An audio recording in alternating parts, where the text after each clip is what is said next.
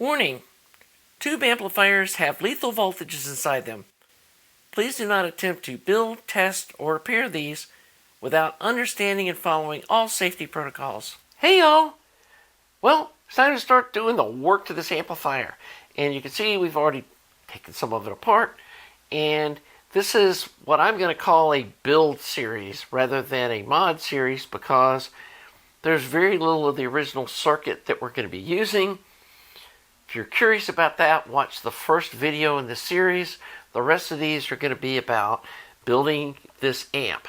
And this is basically a gut and rebuild. We're using very little, if any, of the original circuit, other than the power supply is very similar.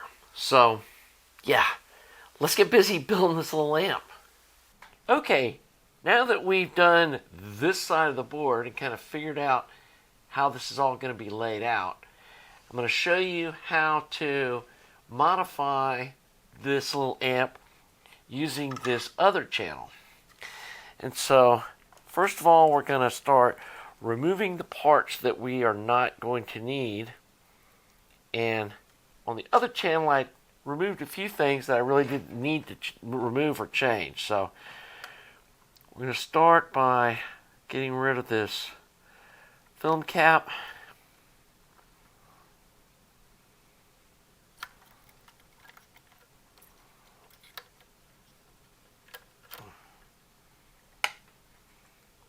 And then we're going to take out this resistor here.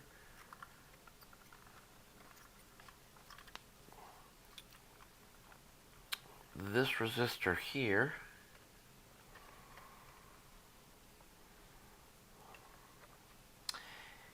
And then we don't need to mess with this cap or where the input signal connections are made. We're leaving them just like they were. Earlier we connected this 820 ohm resistor from the power supply over to this capacitor here. And this is the filter or the decoupling cap for the first stage of the amplifier, which can be seen right here. So this is the 820 ohm and this is the 22 UF cap. So again, here's our signal input, and one thing I did do was I snipped off this little terminal here because we're not going to be using it, and it just kind of cleans up the amp. So the next thing we're going to do is come down on this end, and we're going to get rid of this resistor here. And some of these things, sometimes it's easier to just snip off the leads. And in this case, I think I'm going to use some soldering wick to suck the solder out of that little terminal there to make it easier to get that resistor lead out, because we're going to have to clean out this solder anyway.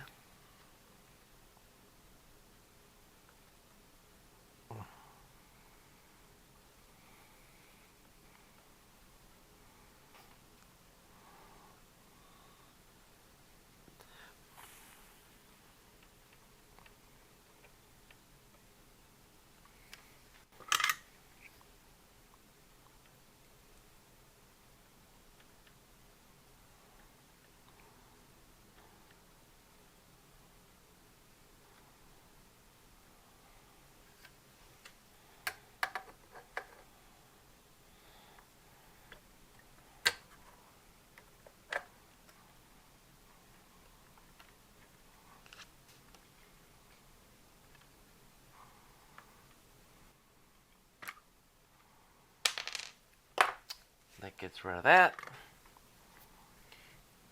And then we're going to get rid of this resistor here.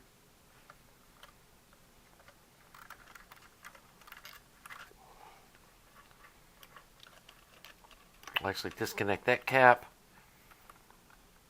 and then get rid of that resistor. And we're actually going to leave these wires in place because we're actually going to need those wires to connect down to the tube we're just going to be connecting them up differently. Actually, I think that wire there isn't changing, so we'll leave that one connected for now. Pull that film cap off.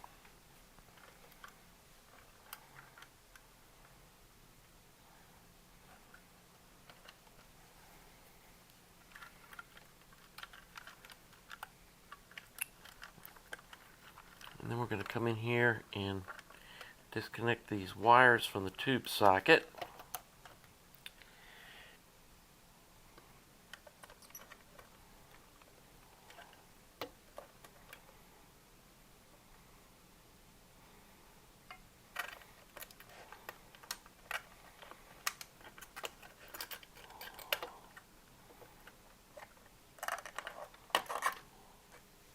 Just like that. And then we're going to disconnect all the wires from this socket because we're not going to be using this tube socket.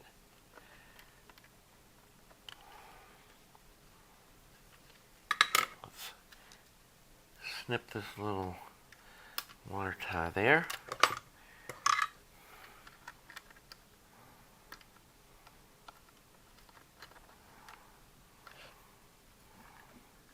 And these are the output transformer leads. We're going to be replacing the output transformer, so those wires all need to be disconnected. And then we'll go to the back of the amp later and disconnect the rest of those leads.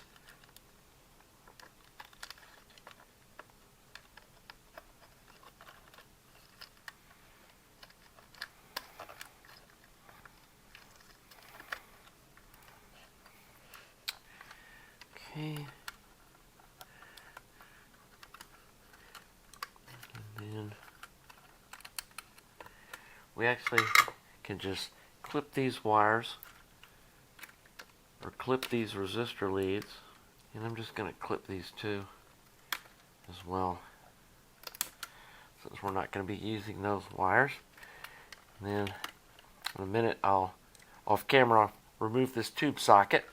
Okay, so these two wires here are going to be going to the heater on this front end tube, but we're going to disconnect these two wires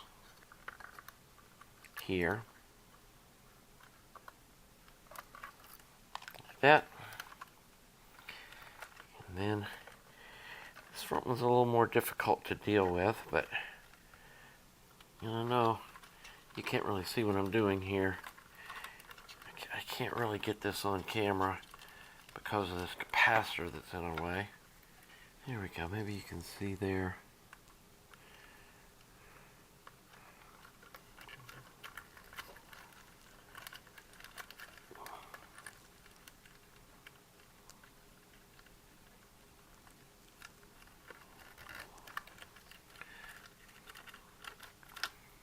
There's that wire.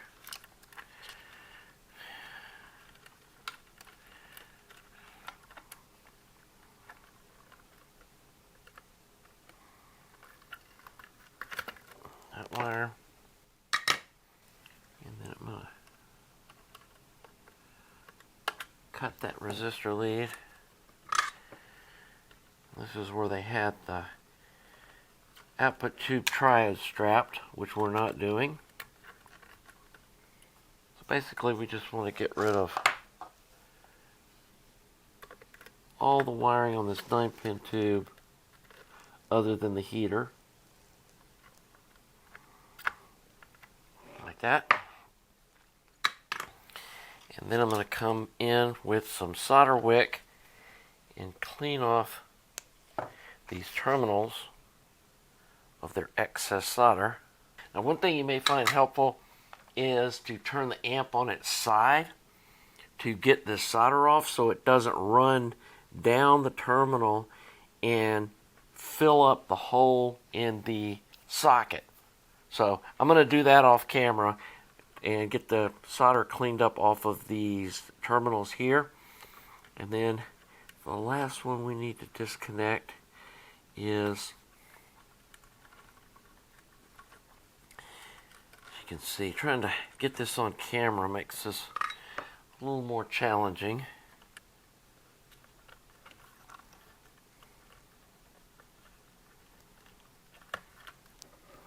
And there we go. So I'm going to clean up these tube sockets, and then we'll come back and do some more wiring on this thing.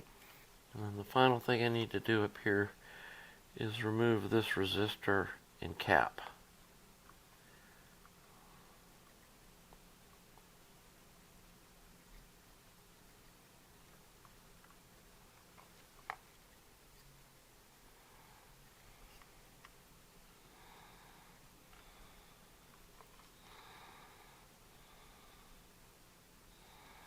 Wow, we got a lot of solder on those terminals.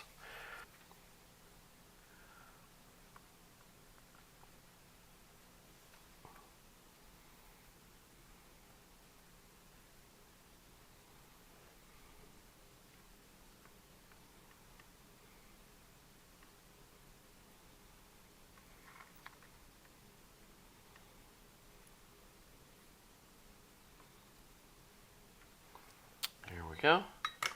There's that one. And a little tip here is dip your solder wick into some flux, and it really helps the solder wick absorb the solder out of the joints you're trying to clean out.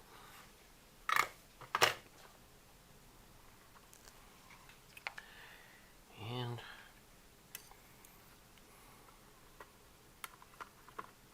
there we go. And that should be all we need to remove from these terminals here.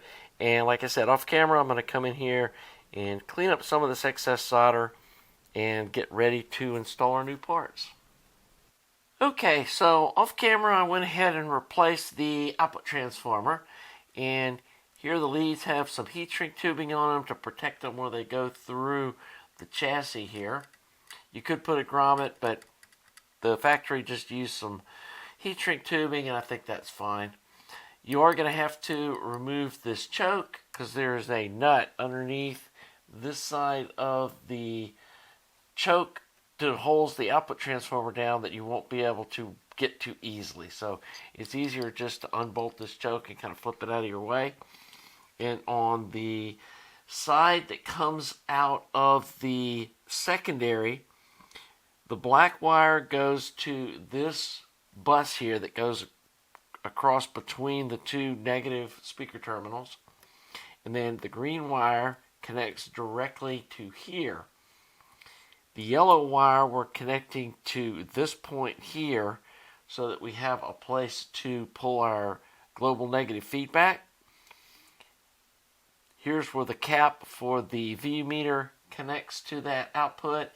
Now, if you don't have the version with the headphone jack, you would then just run a jumper wire from here over to the 8 ohm tap on the output here. But this one has the headphone jack, and so this blue wire goes up to the switch on the front, and then this purple wire comes back from the switch to the 8 ohm terminal. And then we put this little cut off tag strip here to this transformer hold down bolt. So that's how we hook up the output transformer. And then the positive wires from the primary of the output transformer, which is these red wires, we tie them together, and they're eventually going to be put through this hole right here on this tag strip, along with this red wire here that's the output for the choke, which is our B+, and that's going to be in this same terminal here.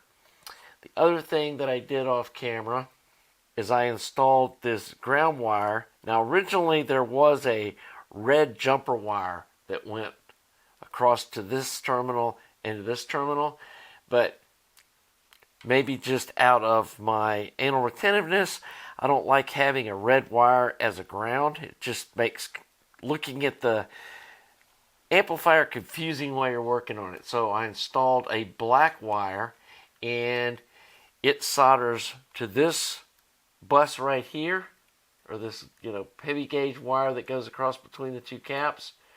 That's our ground point. You can see that's our star ground point.